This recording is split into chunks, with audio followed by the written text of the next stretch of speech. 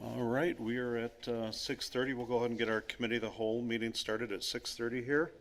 I'd like to invite Bob Barnes, the CEO from Senior Neighbors up. He actually has been kind enough. Managers and I had recently met with him, and one of the things he talked about was the importance of the senior millage piece. And when you look at the, you've got a presentation to go through, and I just encourage the commissioners as we're going through this that, we have any questions we have of Bob of the services that are going to come out of the millage that we ask now. We need to be, if comfortable, be tremendous advocates for this to get back through because it's very important to the community. So that being said, we'll tee you up here. And actually, Bob, if you'll hit that button, I forgot to hit that. Yep, red light will come on there. There we go. Perfect. There we go. Perfect. All right. Thank you. All right. Well, good evening. Thank you very much for the time. I appreciate your willingness to have me come and talk about the senior millage. So I am the president of Senior Neighbors, which is one of the organizations that receives funding from the senior millage. The senior millage has been going on for the last actually 3 times. It goes in 8-year increments. And so on August 2nd, it will be up for renewal. It funds really a wide variety of services, and they're eligible. Anyone 60 and older and living in Kent County is eligible for the services. It includes things like health and volunteer opportunities. Basics needs are served, such as meals and transportation. There are in-home services that allow people to stay in their homes instead of having to move to a more restrictive environment. As I said, you just have to be 60 and older for most of the services. There's a couple that are 55 and older, but generally it's 60 and older. Income, some of the programs require a cost share based on income, some percentage of the cost of the service, others do not. We ask for donations for all the services. We think it's important to have people share the cost of the thing. When people see something as free, sometimes people think it has no value. These are very valuable services, so we ask people to donate toward the service. And that really helps expand our ability to provide services with those donations. As I mentioned, the millage would be in effect for 8 years. And the in-home services really are much less expensive than having somebody in an institution. And so it's not only do people prefer it, but it saves money for really all of us that are bearing those costs. Services provided. So they divide them in several ways. They start with priority services, which cover about 56% of the services there. You can see the list. Basic sorts of things: food, transportation. Transportation is so important for older adults. On average, women outlive their ability to drive by 10 years. Men outlive their ability to drive by 6 years. And so you can see that's a lot of years of helping people get to the grocery store, get to the doctor, get to the senior center, whatever things are important to help them maintain their independence. But also helps with food, adult daycare for people that need that, and just a variety of other things. There are 16% of the services include, they call them general services, so adaptive equipment. There can be counseling, some dental services, which going without dental services can actually impact people's health in a whole variety of different ways. Some mobility equipment. We find lots of people finding needs for mobility equipment they haven't needed before. Hearing services, healthy aging classes. You know, the secret to aging well is to keep moving, and that's for our bodies and our brains. And we have lots of wellness classes that can keep people healthy for longer periods of time, which is better for them and better for everyone. Housing coordination, legal assistance, just a wide variety of things. There are 13% of the funds spent on access services, connecting people to other services such as care management, home support, long-term care ombudsman, and outreach and assistance. Senior Neighbors actually gets a significant amount of funding in outreach and assistance, which is social workers that can help people who... Bob, are these the slides that are supposed to be going through? I apologize for that. And I'll see I'm looking at mine here. Just wanted to make sure everybody was kind of looking like... Thank you. Thank you. Well, that's embarrassing. All right. Well, there's... I'm thinking you're, kind of going right along with me here, and you're just not. So, okay, well, that was the first one. So this, I'm working on, through the list of. Yeah, you're on access services, I there. think, there, yep. All right, so let's go to the next one. Doing two of these things, I could barely do one, so doing two of them is really asking a lot. So then we've got supportive services, 10% of the funds go to those. Congregate meals, so we serve those at the senior centers. Malnutrition is really a significant problem for many older adults, and it's often people that have enough resources, but they may not be physically able to prepare their meals. People that live alone, which includes a significant part of the people served here, don't tend to eat all the food groups and all that sort of thing. You don't tend to get up and make the meals that hit all those things when you're eating by yourself. I know personally, if I'm eating alone, it's a frozen pizza or something that has very little nutritional value. So congregate meals are really important that way. Home repairs, often when people are at the point in their life when they're least able to take care of their home's also at the oldest that it's been and more in need of repair, so they need help to keep their home safe. Weatherization, personal emergency response systems, which are the things that can call people if somebody would fall or something along those lines. All right. So there are a whole variety of organizations that provide these services. There's a list of the network of agencies that are receiving some kind of millage funding and providing one of the services we talked about.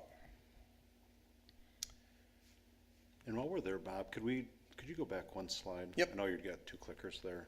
I think just for the commission, for myself here, is taking that, really that I think a long, hard look at this and look at the, all the different organizations on here, and you literally do everything from soup to nuts on here, as far as who is being served by the senior millage, all the different entities. And, I can think right off the top of my head, most of that page can think of specific instances in this community where that makes a difference. So just as we're going through this, one thing for the commissioners to be aware of all the agencies that are impacted by this. Yes. And that's also found on that handout that I gave to you. There should be a list of the partner agencies on there. So the millage served this last year over 22,000 people. And you can see that 2/3 of them are female, a third male, 71% below poverty. So it certainly is targeting people that are low income, but it's serving people also who are not low income. Over 57% live alone, which the general population across the country is about 25% of older adults live alone. So we're serving a higher population of people that live alone, significantly higher, which just means they may not have other support systems in place, and that's why the millage is so important to help them. And then it tends to be the largest percentage there is the younger seniors.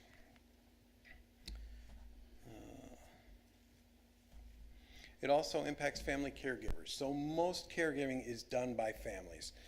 It's unpaid. 80% of caregiving for older adults is done by families, friends, neighbors, people that care about them. So it's not professionals coming in and doing it. But there are ways we can also help and support those caregivers. So we do have adult daycare, which is available for people that particularly have dementia and that sort of thing, so they need someone to supervise them. It allows the family member that's taking care of them, which is a 24/7 thing that they have to do, some time to get away, and so they can do the grocery shopping, or they can maybe just go have a cup of coffee with someone, because caregiving can really be very difficult when you never get a break from it. So that includes that respite care, taking care of people so they can get away. Transportation, I already mentioned, support groups, counseling, training. So just a variety of things to support caregivers, because if the caregiver breaks down, then they have nobody to take care of that person. So it really is important that we help the caregivers while they're on that journey themselves. And then the cost of the millage. So it's less than $8.40 a month for the average Kent County homeowner. It's a $0.5 mil. not asking for an increase, asking for continuing it the same as it has been for this last 8 years. And yeah, I think that's basically it. So I'd be happy to answer any other questions that anybody might have around that. Commissioners? Questions? I don't really have any questions, but, you know, when you look at, people go to Starbucks and get a cup of coffee for, you know, almost $7, you know, a day, possibly some people, it's a very, acceptable cost to, maintain all of these, advantages for our seniors. And I brought my little thing that I got in the mail as well, so that I could be a little bit more in tune with what your presentation was going to be. But I just think this is a wonderful, wonderful cause, and I sincerely hope that everybody that is receiving these pamphlets or these flyers are really considering voting yes for this, because I cannot even understand, you know, 22,000 people your outreach goes to, and that is just amazing. And I applaud you and your team for doing this year after year. Thank you. I appreciate that. Can you go to the slide where the lady's doing the watercoloring? I believe it's on a poinsettia.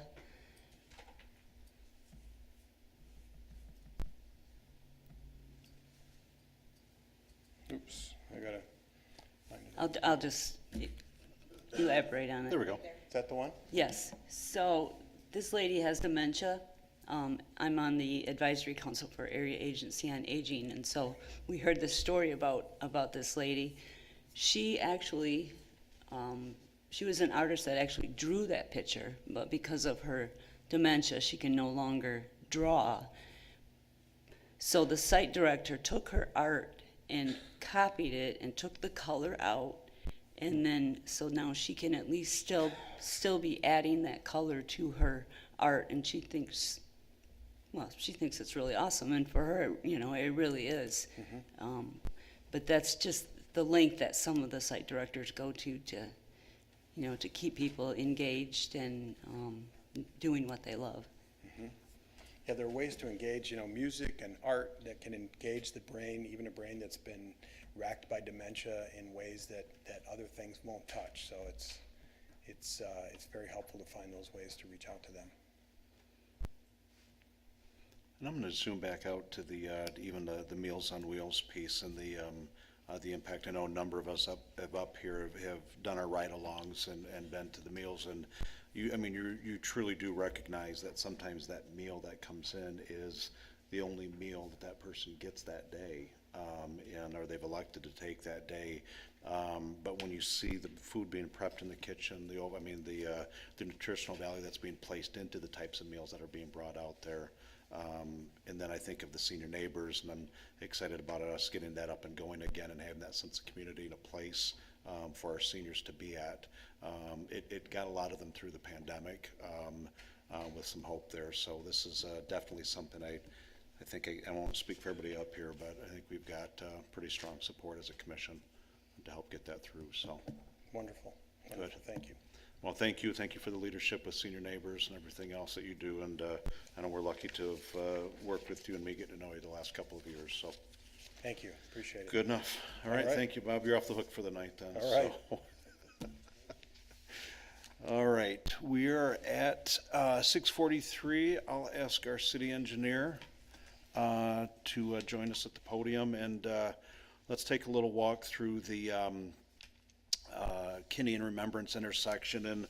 And for the newbies up on here that were not through this, the last time T. Scott up while he's pulling this up there a little bit is, this is an intersection that, you know, historically when we look at one point there was 5 legs to this intersection, and there used to be a lot more accidents and so forth at the place.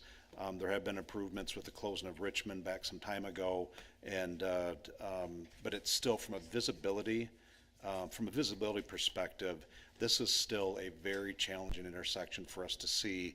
And then I would also advocate for our 2 second ward commissioners up here, when I look at that, that has the potential with some improvements there to be a nice little gateway into that central part of the city, going from Kinney down to Leonard Street. So hopefully I've given you enough filler time there, Scott.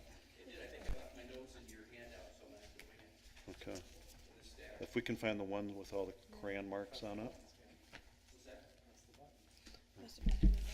Okay, I'm looking for the one with the crayon marks. Do you know where? my red scribbles are in there someplace. Do you want one of these regardless? At the bottom, I think? And actually, if there's an extra, Okay. yep, that one for Tom, thank you. And I'll give one Jess, I have it.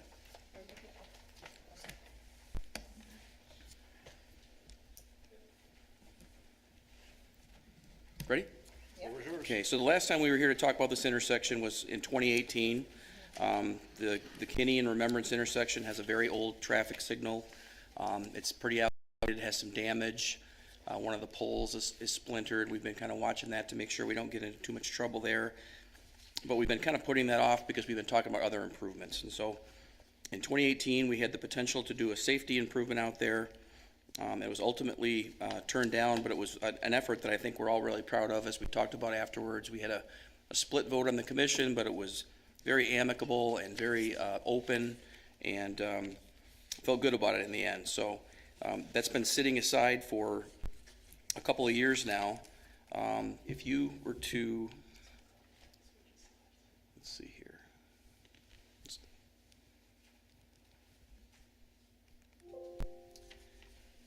So there's a timetable there, and this came from the 2018 presentation that we gave you last time on how we've been looking at this intersection.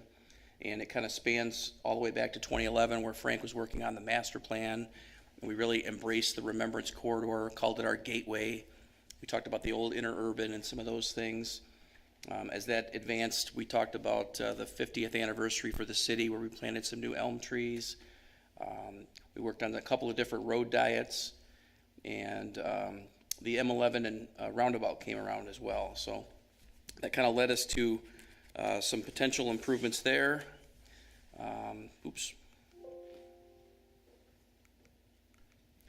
And this is a picture that I think is a little bit beneficial from that old presentation as well. It just shows a little bit of a crash history. And we average 4 to 5 crashes a year out there. This goes from 2004 to 2017. It doesn't really give you a ton of information, but the spray chart there is kind of interesting to look at. And I think Gary had some other data that's been pulled. We're really in that 4 to 5 crash per year range still to this day. So why is this intersection different than so many other intersections around the city? And I think it's good to recap this because we've got such a new group. The skew of the intersection really differentiates this intersection from a lot of others. And if you look at those dimensions there, on Remembrance Road from stop bar to stop bar, it's about 290 feet. And so if you see a yellow light and you go to hit the brakes, your reactions and your perceptions are very different than they are when you go to any other intersection that's maybe 100 feet across. And if you look at the north-south direction, it's similar. It's 215 feet, which is just really long. And if you look at a normal intersection, I think a really good one to look at is Kinney and Leonard, just to the south. It's very squared up. It's not a super 5-lane cross-section in each direction, although the east-west does have some extra lanes. But even there, it's about 110 feet across. So when you see the signal, your reaction time is right, whether you should continue through or whether you should stop. Unfortunately, we just don't have that at Remembrance and Kinney. So that kind of brings us up to today. I took the old flow chart and or the chronograph there and basically added some new dates to it. And so about a year after we looked at the roundabout design there, we got back together again and said we really need to find something innovative that we can do here that involves traditional intersection. And we again looked at those distances, we looked at the pedestrian activity and the trail, and we said let's put together something that is going to help all of that and benefit us in many different ways. So we put together the report that was in your packet, and we were talking with Daryl and Frank. We had several dates that we were tentatively planning to bring to the commission, and things would come up, and then ultimately what came up was COVID. And so we set this and a lot of other efforts on the back burner because we just did not know what was going to happen with funding. So that's why it's been sitting there since that time. And that brings us up to today, where we're back again and we're talking about, ways that we can get at this because it is one of our 2 oldest signals in the city. So in that report, there's an illustration. This is it. This basically is the basis of the Prine and Newhoff recommendation, which is certainly our collective staff recommendation as well. So you can see in the picture many different things happening there. I'm going to go through a couple of the key points.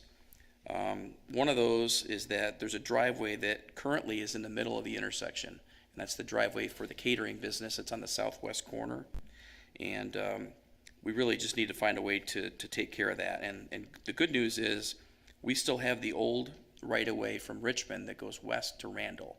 That's all still intact.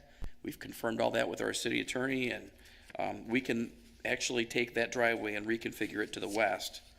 And we feel pretty good about that because it's not like commercial and industrial user or anything like that. There were some things talked about there that might not have been a good fit, but they've got a very low traffic volume site in there. And so we feel pretty good that that could be routed to the west with basically a wide driveway, maybe 24 feet of pavement that would extend that direction. A couple other issues. One is that we really need to do something with the length of the crosswalks at this intersection. And a great way to do that is to put in the right bypass lanes that are shown there and pointed at with the yellow arrows. And what that's going to do is shorten the distance that a pedestrian has to travel, and it's going to give them a safe haven in the middle so that they can stop and reassess if vehicles are coming. And for the people that are trying to turn right on those really sharp angles, this gives them a chance to square up, and so they don't have to look way over their shoulder more than 90 degrees. I know that's getting a lot harder for me, probably a lot of other people in their 50s. So we think that's a great improvement there as well. And then finally, the installation of the mast arms, and the illustration also shows those in black. There's yellow arrows pointing at those, and so those get spaced at the opposite side of the intersection so that you can clearly see them in advance. And that lays out pretty well for the entire intersection. There's one other recommendation in the report, though, that we want to quickly talk about, and that is the recommendation to close a few more driveways. And we looked at this in detail just recently because River City Auto at the top left of your picture there, they came in for an expansion. And it was an interesting exercise because we said, okay, how does a place like this survive with just one driveway? And if you have a car that's brought there by a tow truck or on a wrecker, it's just about impossible. They really need to have 2 driveways to get in and out. And so they moved forward with a site plan approval that allowed for that second driveway to stay because we just felt like it was going to really make it more dangerous with people backing out onto Remembrance Road if we didn't do that. And I think that translates well to some of the things to the southeast there. You've got another body shop east of Kinney on the south side, and then the many different activities that take place on the north side there behind the barber shop too. What we'd like to do is look at those driveways and meet with those property owners and look at alternatives, but not necessarily mandate that they be shut down because we want to be a little bit more open-minded than that. That kind of brings us really quickly to the total project cost, which is a much bigger number than we were hoping 2 or 3 years ago. Travis reminded me today that it's gone up about 60%, which is about the same percentage that we've seen everything else go up, unfortunately, in construction. So it's right in line with everybody else. A couple good things, though. Even though it's a big number, it does include resurfacing of the intersection. In our DPW engineering meeting this morning, we talked about that, and they actually have that planned as part of their overlay program. So it's a great benefit that when you look at this, we get a few extra things out of it as well.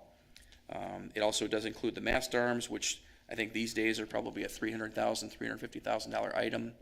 And in this case, we get the countdown pedestrian timers, which I think is a really big improvement for the trail. We'd like to see those at every intersection, but it's an intersection like this that's connected to schools and parks, library. I think it's very important to be able to have that extra amenity there. And this also does include the relocation of those driveways to Randall to the west, which is critical for the project. And then engineering and contingencies are in there as well. Yeah, we do think that if we were to do this without a grant, if we were to do this with local money, that we could probably save a little bit of money and maybe even break the bid into different parts. And we had such a long lead time on Northridge and Fruit Ridge for those signals. You know, that's a great illustration that maybe we break that out and we purchase those materials through a different bid so that we don't slow down all of the progress at once. And that's something that we would look forward to if this was to move in and get funded. So Travis is here with me, and I think the reason we wanted to have him here is because he did all the work on the initial roundabout and really put his heart into it. And Daryl and I were talking that if this does get approved, we want to make sure that he gets a chance to do the follow-up and manage this project. And this would be, I think this would be a really good one for traffic signal, probably worthy of a ribbon cutting and a nice little celebration. So that would be how we propose to move forward. Scott, can you go back one slide? Probably we can hit our discussion on there. I think time-wise we're doing that. We're good. Commissioners, questions, feedback for Scott? Got a quick one.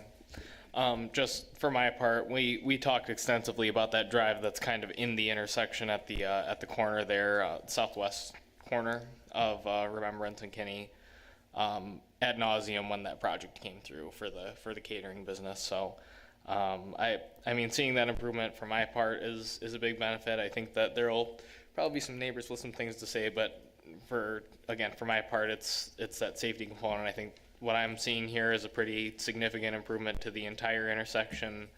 I would be supportive of moving forward in this direction. The planning perspective is that we want to get the size of that intersection squeezed down a little bit. The engineering perspective, I'm sure, as well. I think this is a solid move in the right direction and covers some of the bases that we really need to get to at this location. That's just a challenging makeup here. Thank you. Commissioners? Yeah, I agree. I use that intersection to run. I run with my dogs, and I also walk it sometimes. It is a hub of activity. You have bicyclists, you have walkers, you have dog walkers, you just have bike riders, you have everybody doing everything. And there are a lot of safety concerns, and the visibility is one of the biggest safety concerns. So I like a lot of the ideas that you're looking to implement. I'm not crazy about the price tag, but I realize that things are just going up. I like the fact that you're considering adding pedestrian islands. I think that's a great idea for safety. I do think I agree with closing some of the driveways. That's a huge safety component. The rapid bus goes down that road, and I just think that a lot of times when I'm done running, I always drive and park in Bob's parking lot and run my run route, and it's really, some of those offshoot driveways are really difficult to avoid traffic. There's just a lot of, this is a tired looking intersection, and I think it needs a makeover for sure, and not only because of just the visibility and aesthetics, but just because of the safety component that is there. I think that this is something that I'd like to see us move forward with. I parked my truck in Bob's parking lot, actually, and observed for quite some time. I use the intersection often, but didn't really pay attention to it in this way. And the driveways were definitely a big part of what I noticed were the issue. You addressed the one business on the southeast, the auto. You hadn't talked to them yet on closing that one? Is that what you said? Well, there were extensive talks back in 2018. We had a kind of a roundabout there. I don't want to say the term because it's connotates unhappy thoughts, but we did talk to everybody out there and we're fully engaged. And in some ways that helped us, in some ways that hurt us. I think we have to do that again here. Yeah. And that's why I think it's a great idea to have Travis lead and get involved, provide a little bit of young energy to keep this thing moving. Okay. That was when I was watching, I saw how tight it was with just the one driveway, so just wanted to make sure that they would be okay with closing that one off.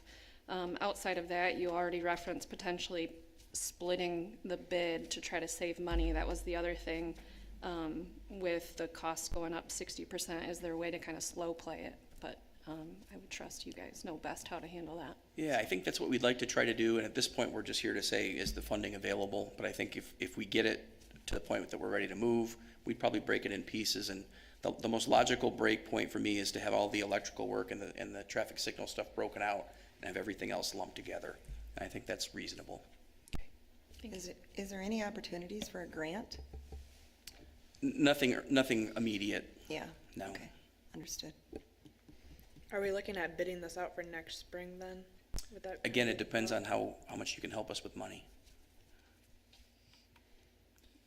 Is that a good segue to Daryl?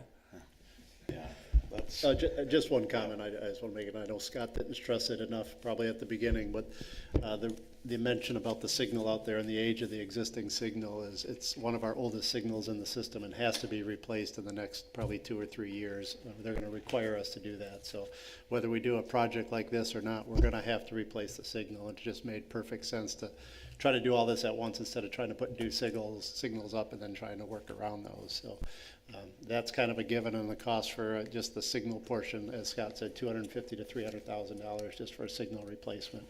We have put those in our CIP, trying to replace one every year or two. So this kind of fell in line back in 2019 when we were looking at this, and here we are 3 years later, potentially 4 years later by the time it gets done. So just want to make a comment on that.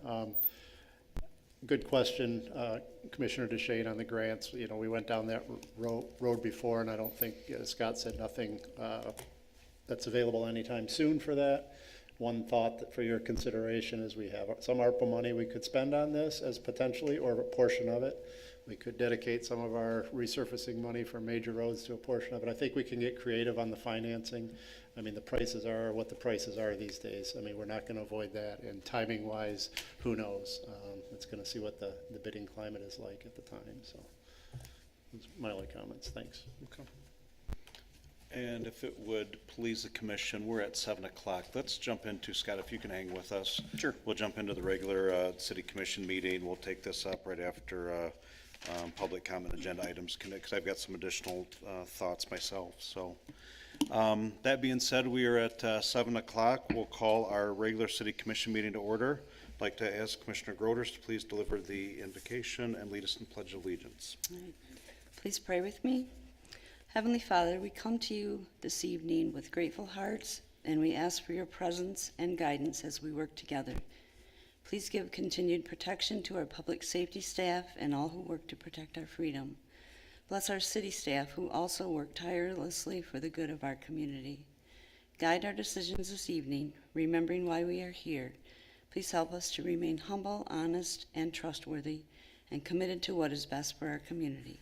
And we ask these things in your name. Amen. Thank you. I'd like to invite the audience to stand and join us in a Pledge of Allegiance, please. I pledge allegiance to the flag of the United States of America and to the republic for which it stands, one nation, under God, indivisible, with liberty and justice for all. Thank you. If I could please ask our clerk to call the roll. Mayor Carey, Present. Commissioner Gilbert, Commissioner Babcock, Commissioner Groders, Commissioner Chase, Commissioner DeShane. Present. And I'd like to look for a motion and support for excuse absence for Commissioner Burke. Motion? Support. Gilbert, DeShane, thank you. All those in favor, please say aye. Aye. Those opposed? All right, excuse, we're good. Next on the list is approval of minutes from the June 13th, 2022 City Commission meeting.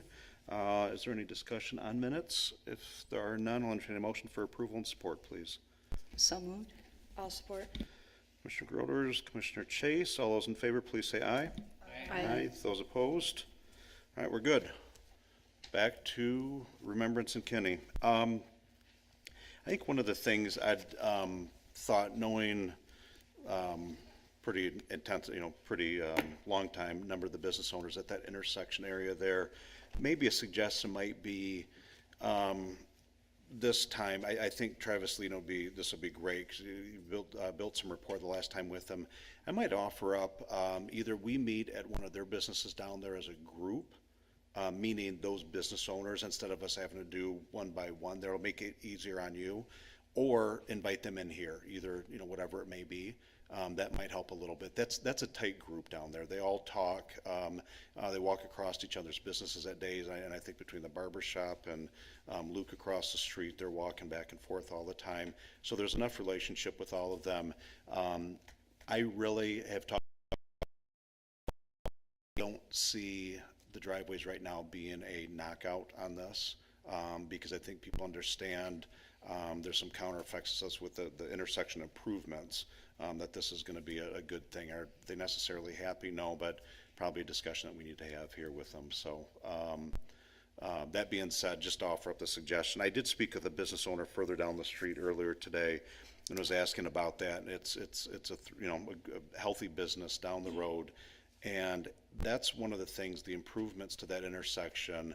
We talk about the gateway. I think to use Frank's term, that gateway to that part of the city is some number of our radars for some time. And whether we leverage the ARPA funds for it or not, I would maybe encourage the commission if we can give our city engineer, some guidance, some direction tonight. I'd like to see us, if we're going to go through with this. I picked up some head nods to the positive, no dissension. So I think probably for us at this point, giving you some direction, let's start looking at breaking these down, come back to us with options as soon as you're able to. And let's get the ball rolling with this. That sounds great. Thank you very much. Does that sound fair? Okay. All right, good enough. Thanks, Scott. Next, I jumped over this was to get to that one was public comment on agenda items. Is there anyone in the public that wish to comment on items on the agenda this evening? Seeing none, we'll move to the consent agenda. Is next on the list. We have expenditures in the amount of $206,614.15, and we also have the Walker Police Officers Association agreement with our police officers union. I don't know if there's anything you want to share on that, Daryl. Yeah, just a couple of comments. I know the chief is here as well. I'd just like to say that, we had several good meetings with the association this year in anticipation of trying to get this contract to you before it expired at the end of June, and I think we were delivering on that for by a couple days. For once. Usually we've gone over and had to pay retro pay, but very good discussions throughout. The majority of the changes in the contract are really just language changes and to clarify some practices that were happening. One thing that the union did ask for, which we obliged, which we think was a good thing to help in recruiting efforts, is we did up our starting wages a little bit to be more competitive to what's happening in the market. So what we did, if you look at the table on the wages, we've compressed the wage table. There were several additional steps in that. We've compressed that down and really took a couple of the steps out and made the starting wage a little higher, again, to be competitive in the market. And I think that'll be good for overall for them and for the city and help in our efforts. And I think as far as the wages was probably the biggest discussion, but I think where we landed was fair and resembling of what's happening in the market and the neighboring communities. So with that, I thank the chief and his staff and the union for their cooperation, and would hope that you would see the benefits of this and we could approve this. This is a 4-year contract with the union. So. Commissioners, any questions, discussion? Seeing none, I'll entertain a motion for approval and support, please, to approve the consent agenda items. I'll make a motion. I'll support. Commissioner DeShane, Commissioner Chase, Commissioner DeShane. All those in favor, please say aye. Aye. Those opposed? All right, consent agenda passed. Thank you. Next on the list, Daryl, I'll let you give a little background on this. And with me serving, we're going from a sale of city-owned property to the Rapid. I'll probably abstain just sitting as chair of the Rapid. Not that there's a financial conflict or anything, but just I think it optics-wise it looks good. So. Sure. As most of you know, and if you've been on the planning commission or been here, we've been talking about this for several years now. We've had the old fire station site at Lake Michigan Drive in Cummings, and the DDA over the years assembled a number of properties on that corner. We termed it the Four Corners area back in the early 2000s when we did our DDA and downtown Standale plan. We've tried listing the property over the years to no avail. Then the recession hit, and we tried again, and we really didn't get any bites on the property as far as a development proposal that made sense to what we wanted to see there. In the meantime, the Laker line has been developed and has been running great between Grand Valley and between Allendale and downtown for Grand Valley and others who use the Rapid. They approached us, originally it was Grand Valley and now the Rapid, to potentially acquire that piece of property to put a park and ride lot in there, which would be a public parking lot.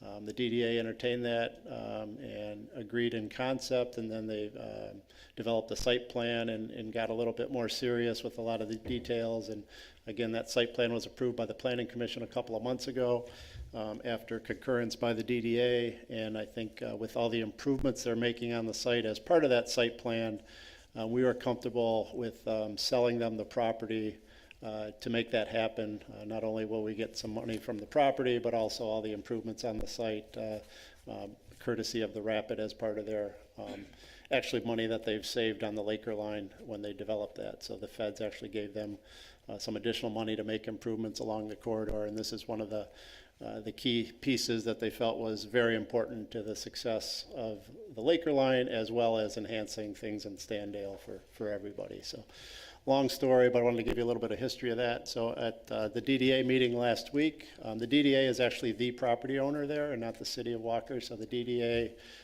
considered this at their meeting. There's a resolution in your packet that shows that they've adopted this and basically are recommending approval, but per our purchasing policy, only the city commission can grant approval. So there's an additional resolution for your consideration tonight that references the DDA resolution, which authorizes me on behalf of the DDA to execute the property transaction. So the Rapid is proposing to purchase it for $805,000.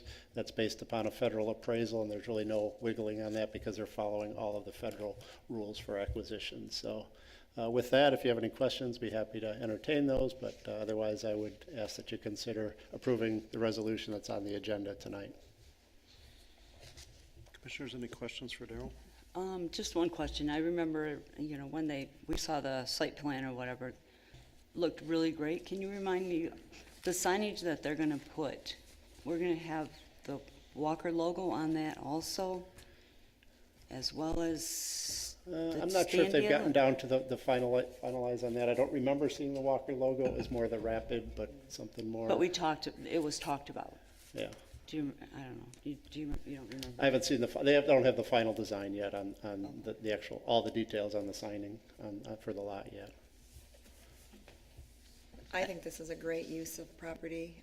It really fits very well with the Rapid because they are more prevalent within our city, going from downtown to Allendale and just throughout our city. I think it's great.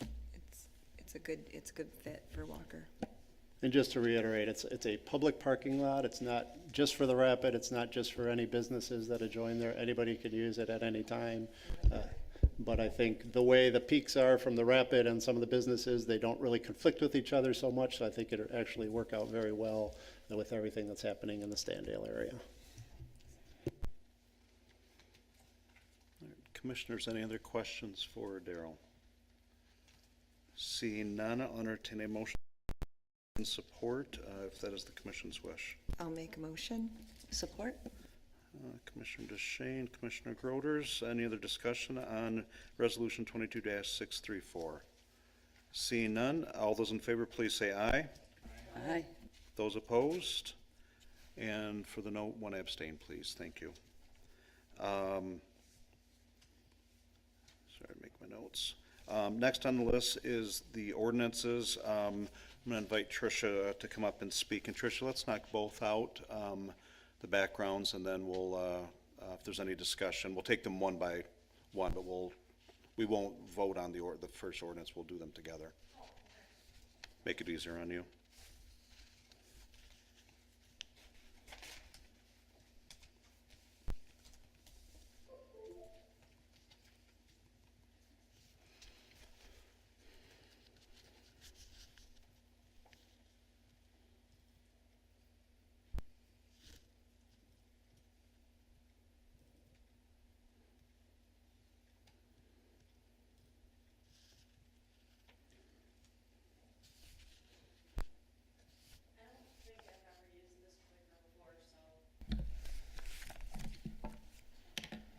Not really.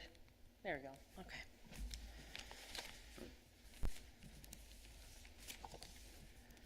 Okay, so the first rezone request is for the development now known as Turner North, which, as you know, is the former Deltaplex property. And the city commission is being asked to consider the rezone of the parcels at 2500 Turner, 2574 Hillside Drive, 2621 West River Drive,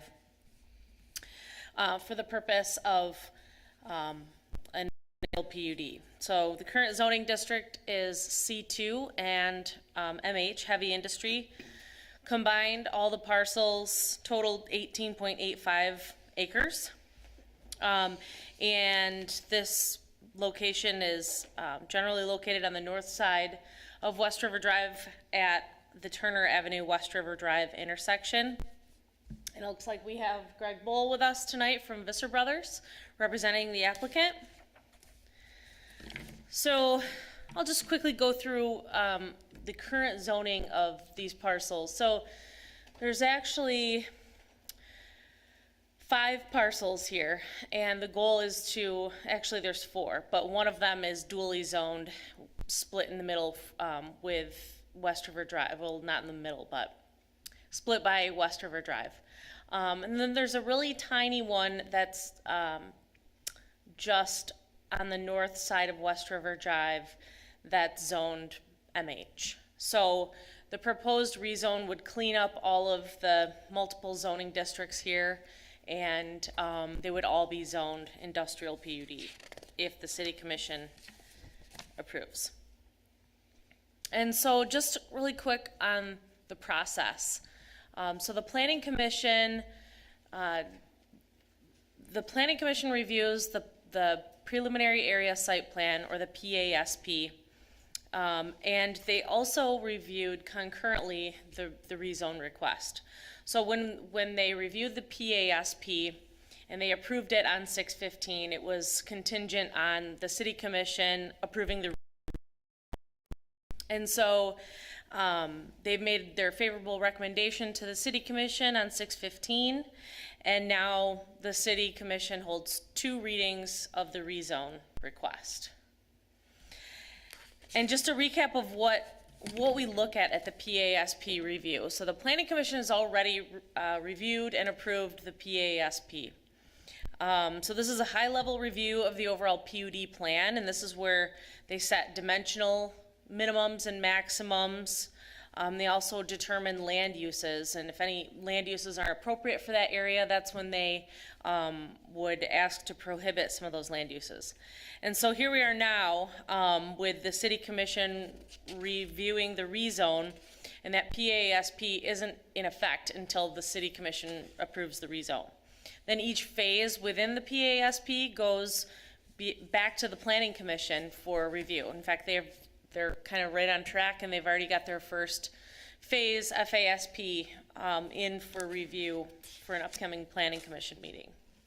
So what they're proposing here is to divide the 2 larger sites into 2 phases. So you've got phase 1, which is the existing building, and they're proposing to break that building up into 3 tenant spaces, and they'd be doing some parking improvements and landscaping and lighting. And then the second phase would be a large industrial building. And they're not quite ready to work on phase 2 yet, but they have submitted for phase 1 for the FASP. So they're kind of in the process there. And so just some notable improvements with what they're proposing for the PASP. They are proposing sidewalks in areas where there's gaps currently. This site is within the sidewalk improvement zone, and so filling in those sidewalk gaps will be an added benefit to any pedestrians in that area, and it will also create more connectivity. The entire site is going to contain landscaping for screening and aesthetics on all street frontages. It's something that's not there now. And then some improved traffic circulation will be put in place by the removal of a driveway approach that's not all that useful. There's another approach that doesn't really go to anywhere. And then the design of the sites will be to keep loading on the West River Drive facing side so as not to have a whole lot of impact on the residential area. And so, as you know, with a rezone request, the Planning Commission, when they make their recommendation to the City Commission, they look at a series of criteria. And before they make their recommendation, they want to make sure that all the boxes are checked. And so as staff, we go through each of these criteria and, we do an analysis to see if, if we can make a feasible recommendation. And just so some of the notable criteria when it comes to this request, one of the biggest ones is compatibility. So the PASP will include uses that are permitted in the light industry district. So there's a big, wide range of uses. And so we got to ask, are all these uses compatible with the surrounding area? As you know, they have the residential on the north side of Hillside Drive. And the site design is going to really come into play to mitigate any adverse effects there. So if you look at what's been there compared to what's being proposed for zoning and land use, I'd say that the compatibility is a little bit better, given some of the maybe louder, more intense events that have taken place at the Deltaplex. The other big one is, does the rezoning, the proposed zoning, does it align with the master plan, the goals and vision of the city's master plan? And so obviously we've determined that it does. The parcel is zoned, or the parcel has a future land use designation of enterprise, and so that would allow for industrial uses. It's not spot zoning, it's got public utilities. The industrial uses might be better suited to the area than C2 uses. So these are all the things that we've determined as staff.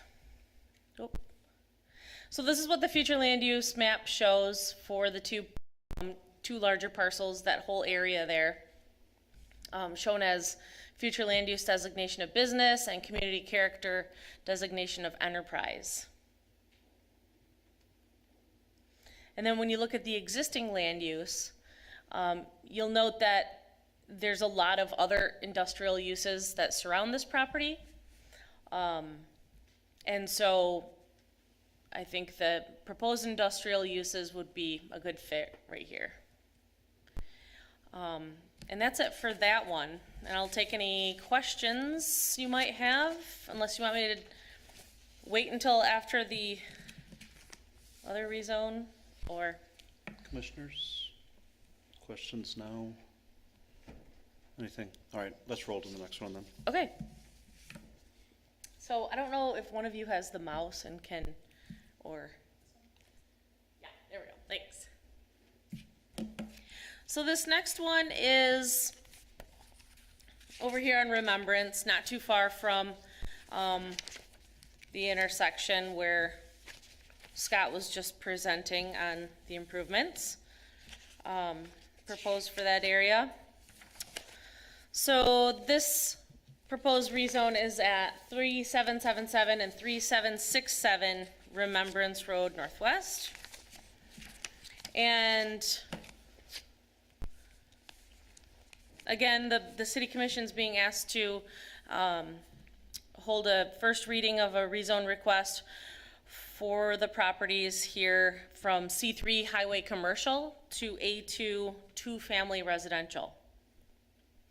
And so each lot is 0.32 acres or 13,939 square feet. Existing zoning is C3. The future land use designation is residential existing density and neighborhood preservation. And this is on the north side of Remembrance Road between Justin and Ryan Avenues.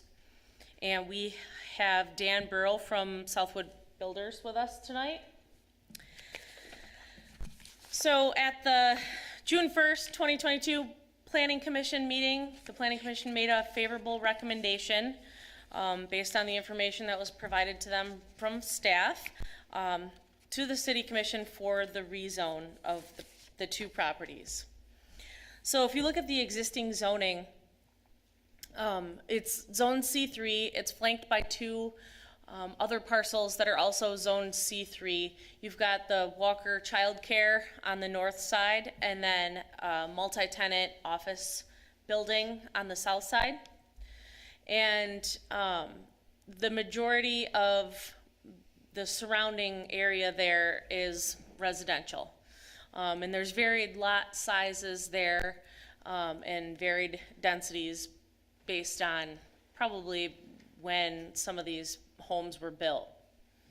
But what I've highlighted on this map is a couple of other A2 zoned areas where some of it is more like infill development, which is how I would characterize the A2 zoned parcels that are sort of on the south end of Remembrance.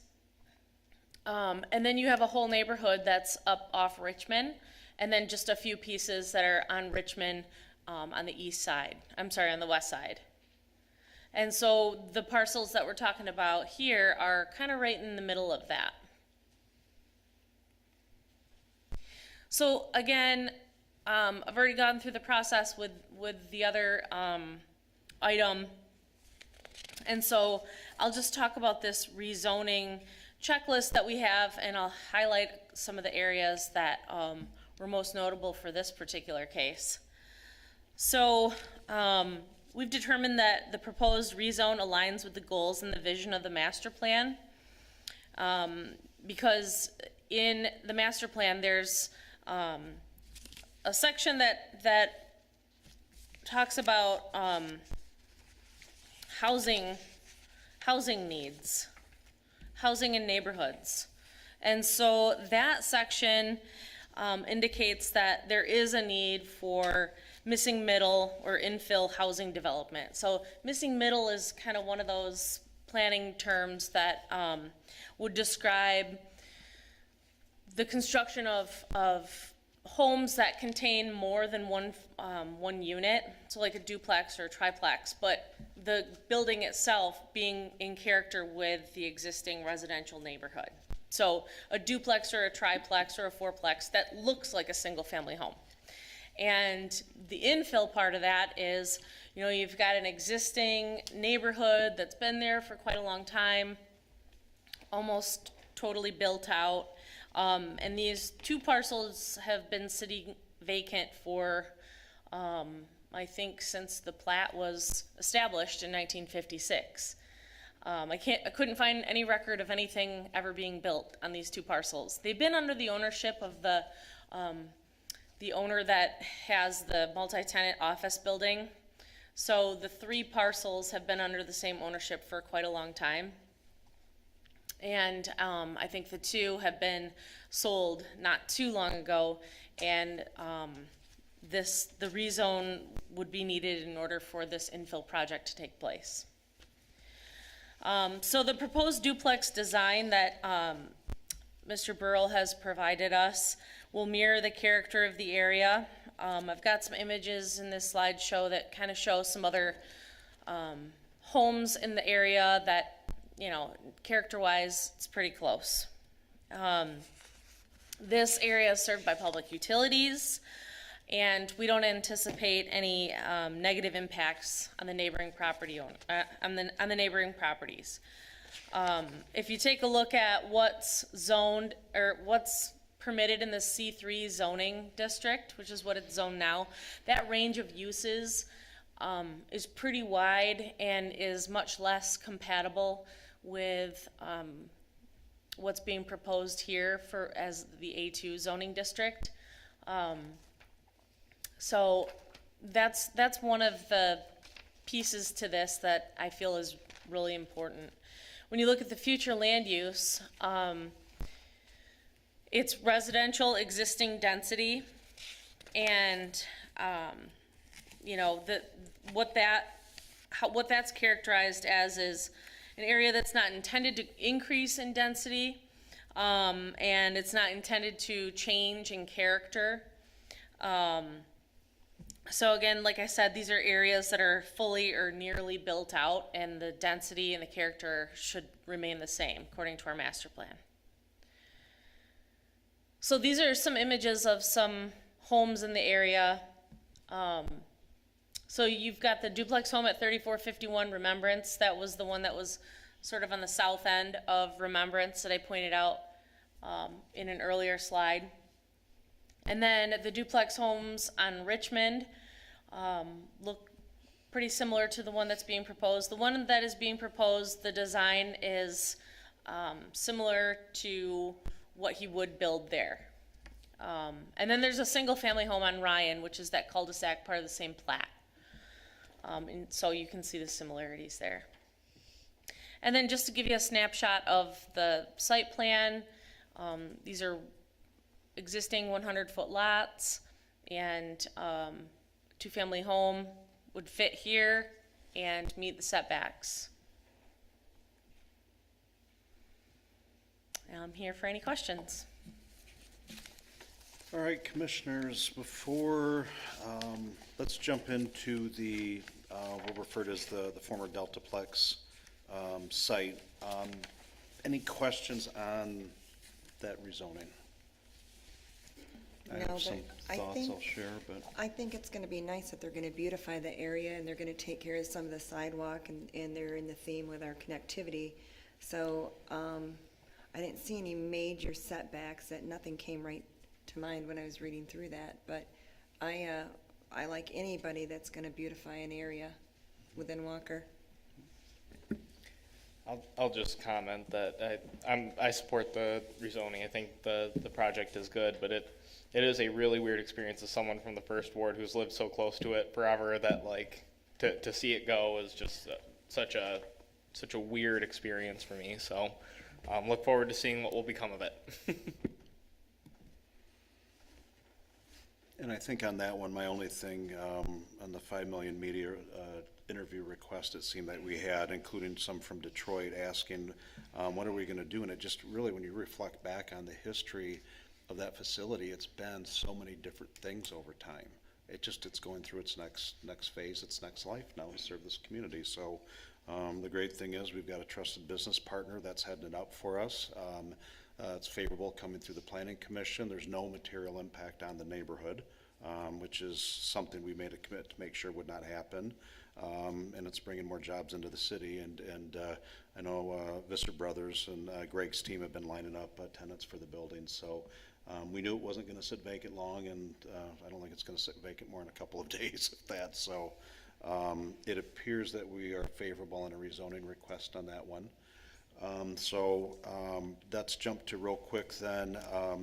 We still have Trish at the podium, 3777 and 3767 Remembrance Road. We've heard the case, the approval from the Planning Commission.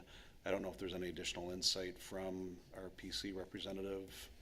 No, I think from our perspective, it's good infill development. I know that that we're itching to get that property moving, so nothing more unless folks have questions. Okay. Commissioners, questions, feedback, any disagreement with the request? All right, let's take these one at a time then. So first is, thank you, Tricia. First reading is for ordinance 22-519 to amend the zoning ordinance and map rezone properties located at 2500 Turner Avenue Northwest, 2574 Hillside Drive, and 2621 Russ River Drive, formerly known as the Deltaplex within section 12. If there's no further discussion on the request or on the first reading of the ordinance for the rezone here, I'll entertain a motion for approval and support, please. Motion? Support. Commissioner Gilbert, Commissioner DeShane, any other discussion? All those in favor, please say aye. Aye. Those opposed? All right, we are good. Greg, thank you for attending, appreciate it. Next on the list is first reading of ordinance 22-520 to amend the zoning ordinance and map to rezone property at 3777 and 3767 Remembrance Road Northwest. Is there any other discussion on the request? And if there is none, I'll entertain a motion for approval and support. I'll make a motion.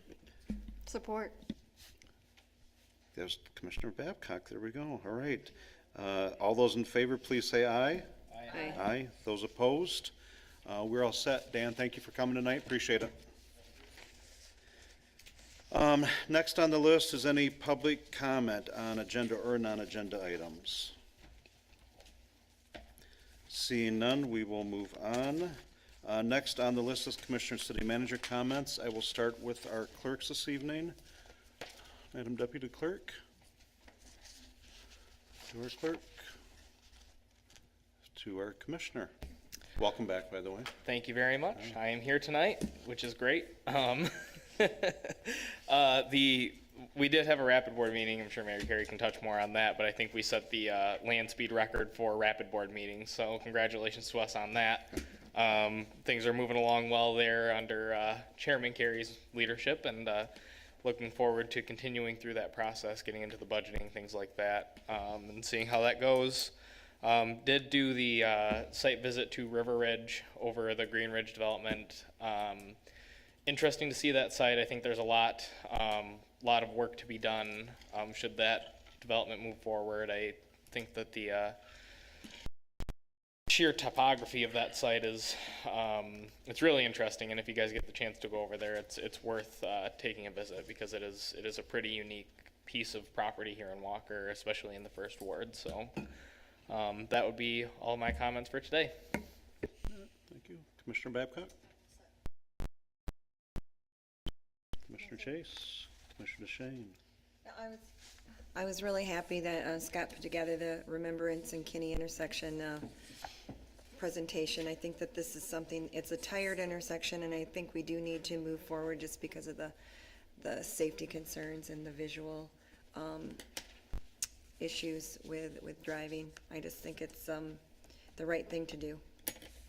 All right, thank you. Assistant City Manager. City Manager. Nope, I'm good. Anybody? Wow. Heard All enough right. from me. All right, I won't rain on the parade here. Only thing I would call attention to is next meeting is July 11th. And there will be no meeting the third Monday of the month, which would be July 18th. We will not have any agenda items for that. So, is that July 11th or July 12th? July 11th, and it's headshots. Oh, that is right. Thank you. Thank you. 4:30 to 6:30. Glad somebody's paying attention. All right. Good deal. Seeing nothing further for the good of the order, I'll entertain a motion for approval and support for adjournment, please. I'll make a motion.